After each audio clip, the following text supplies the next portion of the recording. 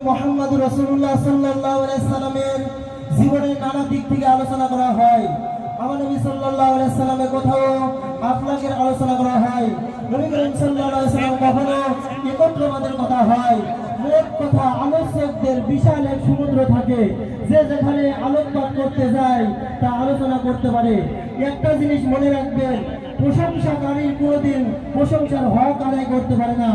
আল্লাহ পাক রব্বুল আলামিন পবিত্র কুরআনুল কারীমের মধ্যে আমার নবী মুহাম্মদ রাসূলুল্লাহ সাল্লাল্লাহু আলাইহি সাল্লামের শুকরিয়া আদায় করেছেন, প্রশংসা করেছেন।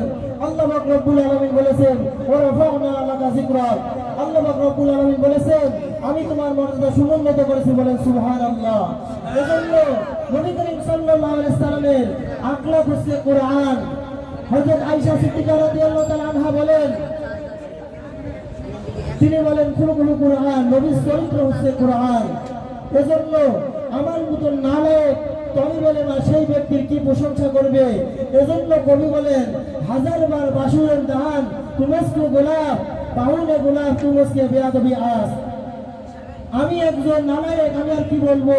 যে মহান ব্যক্তির কবি বলেছেন, আমি যদি হাজারবার মস্ক এবং যদি গোলাপ জল দিয়ে যদি মুখ ধুই, তবুও সেই মহান ব্যক্তির প্রশংসা আদায় করতে পারবো না।